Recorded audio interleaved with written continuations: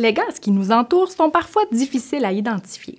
Cependant, à l'aide de tests relativement simples, il est possible de reconnaître le dioxygène, le dihydrogène et le dioxyde de carbone. Aujourd'hui, on effectuera 3 tests bien précis. D'abord, le test du tison qui permet de déceler la présence de dioxygène. Ensuite, le test de la flamme pour indiquer la présence de dihydrogène. Et enfin, le test de l'eau de chaud pour déceler la présence de dioxyde de carbone.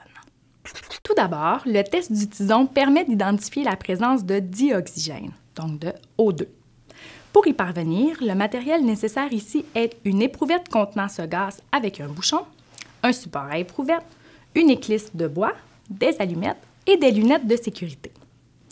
Puisque les gaz sont souvent plus légers que l'air, il est recommandé de mettre l'éprouvette à l'envers dans le support à éprouvette.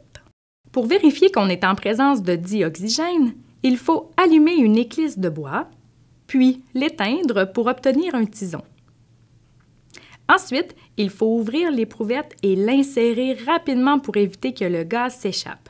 On voit que le tison se rallume, ce qui confirme la présence de O2 dans l'éprouvette. On peut maintenant procéder au deuxième test, celui de la flamme, qui permet d'indiquer la présence de dihydrogène. Pour le réaliser, on a besoin d'une éprouvette avec du H2 avec un bouchon, un support à éprouvette, une éclisse de bois, des allumettes et des lunettes de sécurité. Pour ce test, on doit allumer une éclisse de bois, ouvrir l'éprouvette et l'insérer rapidement pour que la flamme soit en contact avec le gaz. Vous avez entendu une petite explosion? Il s'agit bel et bien de dihydrogène. Enfin, il reste le test de l'eau de chaud qui permet d'identifier la présence de dioxyde de carbone. Pour y parvenir, on a besoin d'une éprouvette remplie de ce gaz avec un bouchon, d'un support à éprouvette, d'un compte-gouttes, de l'eau de chaud et des lunettes de sécurité. Ici, il faut ouvrir l'éprouvette et verser rapidement le contenu d'un compte-gouttes d'eau de chaud. On remet ensuite le bouchon, on agite l'éprouvette et on observe ce qui se produit. Regardez, l'eau de chaud est devenue trouble et blanchâtre. C'est qu'il y a du dioxyde de carbone. Si l'eau de chaud était demeurée claire et transparente, on aurait été en présence d'un autre gaz. Voici un tableau qui résume les résultats des 3 tests.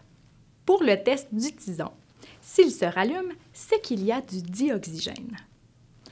Pour le test de la flamme, s'il y a une petite explosion, il y a plutôt du dihydrogène. Pour le test de l'eau de chaud, si celle-ci devient trouble et blanchâtre, c'est qu'il y a présence de dioxyde de carbone. N'oubliez pas que pour confirmer l'identité d'un gaz, l'idéal est de refaire ces tests plusieurs fois pour obtenir davantage de précision. Si tu as d'autres questions sur les tests d'identification des gaz, n'hésite pas à consulter notre site Internet et à t'abonner à notre chaîne YouTube.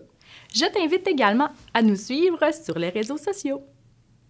Pour le test de l'eau de chaud, si celle-ci devient trouble et blanchâtre, on peut maintenant procéder au deuxième test, celui de la flamme. Vas-y.